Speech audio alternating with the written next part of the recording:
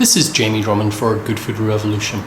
I'm here with Rob Groh of The Vine. You're now a very well-respected figure in the wine world here. How did you get started in the business? Oh, when I was a very small boy, my father introduced me to wine in his travels around the world.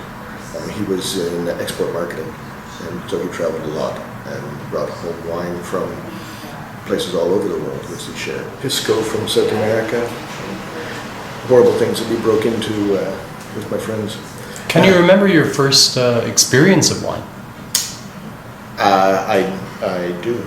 It was in fact a Chianti Classico, and it was a wine that we drank at our farm with some friends. And what was your first experience working in hospitality? I believe you started off as a dishwasher. Yeah, I did it all. So, child labor as a dishwasher. I was an ice cream scoop, but my first real job in working with wine and in a sort of a substantial hospitality job, I guess. Put myself through school working as a bartender, and then I ended up working at Movenpick on York Street in '83. Where I looked after the wine cellar, and that was back when there was only the one Movenpick. And that Movenpick was known as having quite a groundbreaking wine program for the city. Yeah, it was actually a groundbreaking restaurant in a lot of ways, and it was a great working experience, and we had an amazing wine cellar.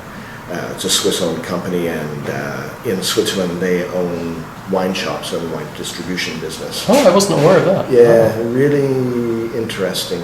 The owner of the company also invested in wineries. He was a shareholder in the early days in Newton Vineyard and Historical Mountain Vineyard. He had investments in Bordeaux. We didn't have those wines, the California wines yet in Canada, because those wineries weren't necessarily around in '83.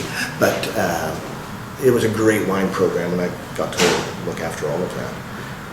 We did that until '85 and moved on to other things. And then by '89, I was part of the opening team at Langdon Hall. Oh, Langdon Hall out in Cambridge. That's the one. Ah.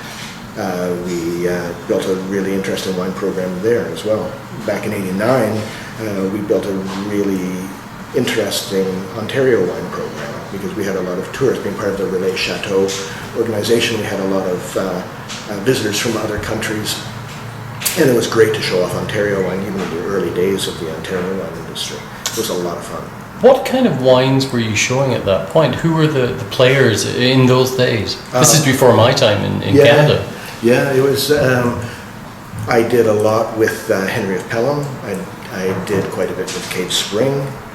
Inniskillen at the time was an important one. Hillebrand was one that we did quite a lot with back in those days. And it was really interesting to sort of force people to drink Ontario wines with the food that we were serving, and really show them what we were doing in the Ontario wine industry here. Well, my first meeting with you was when I was working at the Granite Club as Sommelier. Right. And you were selling wines for Rogers and Co. I certainly was. I started with Miriam in '94. And then I can remember a few years later hearing that you were moving on to start your own company, Yeah. The Vine. That's right. That was 2000. I spent 6 years with Miriam, and I learned a lot from her. I went to work for Miriam because back about '93, I was working at Auberge de Pommier.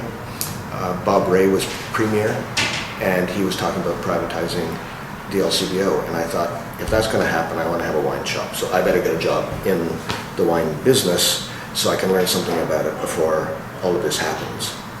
So I went to work for Rogers and Company. Miriam was one of my suppliers at the time, and I spent 6 years with her. It was just me and Miriam at the beginning, working in her basement in '94. How did you build the portfolio that you have today? Oh, well, we built I started in 2000, working in my basement at my home, and my wife Anne was very supportive. She had a job that allowed us to continue paying the bills, and together, Anne and I talked about what we wanted to do, and we were really interested in Italian wines and California wines, and so we decided to build a portfolio focused on Italy and California.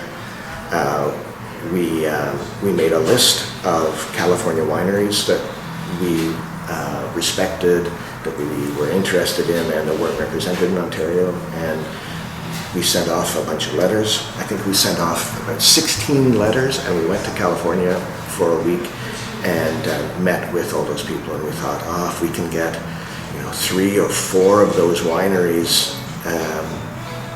that we're interested in, we'd be off to a really good start. And we got a lot more than 3 or 4 of those wineries that we first approached, and we're still working with a number of them, which is really nice. Can you remember your first winery? Well, my first winery wasn't actually a California winery. My first wineries were Italian. We met Marilena Cocci-Grifoni from the Marche. She was at a trade show in Toronto, and in the spring of 2000, we met her here, and we fell in love with her wines, and with her. She's very lively woman, and so we started working with Marilena Cocci-Grifoni in 2000. We started with our Valpolicella producer Nicolis in 2000, and we started with another winery, San Biagio, which is also in the Marche, and it's no longer in operation, so we don't represent them anymore. But the first 2 wineries, Cocci-Grifoni and Nicolis, we still represent them, and next year is our 15th year. Rob, you bring in some very, very interesting wines that excite me a great deal, but they're often not wines that actually sell themselves. They're more kind of, sommelier driven wines. Why do you choose to take that route? It goes back to choosing the wines that I like to drink, and that's really the portfolio is built around wines that I like and Anne likes. So the portfolio reflects our personal taste. That's the idea. You're partnered with Cave Spring. Yeah. Cave Spring being one of my favorite wineries from Niagara, always have been since I arrived upon these shores. What is it about Cave Spring that excites you so much? Well, we've been working with Cave Spring for 10 years now, and we've built a great relationship. Back when we started, Charles Baker was still involved with Cave Spring, and together Charles and I sort of started the relationship. But I work very closely now with Tom Penichetti and Len Penichetti, whose family owns the winery, and it's a great working relationship, and it's a great personal relationship, and I think that they're making some of the best wines that you can find, not only in Ontario, but I think in the scope of our international portfolio as well.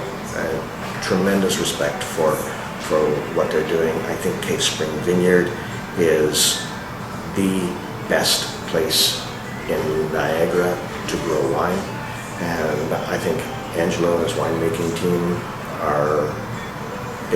they know what they're working with, they've learned it, and I think that they're making some of the most interesting and terroir-driven wines in Ontario. So you've been in the industry for quite some time now. What would you say drives you on an everyday basis? Wow, that's a tough one. And I mean, you obviously that could be a lot of different things. You obviously love what you do, and it comes across that way. I do, yeah. We like what we do. I like the people that we work with. I think the best part about what I do is that I get to have one foot in the hospitality industry, and restaurant people are great people. It's a great community. I get to have the other foot in the wine industry, and wine people are like hospitality industry. They're great people, and so I'm lucky I have these 2 camps, and I'm surrounded by people on both sides that I really enjoy developing a relationship with, and we have a pretty cool group of people who work in our office, which is which is nice. The sales team that we've built, the office team that we've built, we're really lucky. We've had some people with us now for 11 years, 10 years, 9 years. It's a long time for people to stick in one job, and it's really cool. Rob Groh, founder of The Vine in Toronto, thank you very much for spending time with us at Good Food Revolution today. Thanks for taking the time.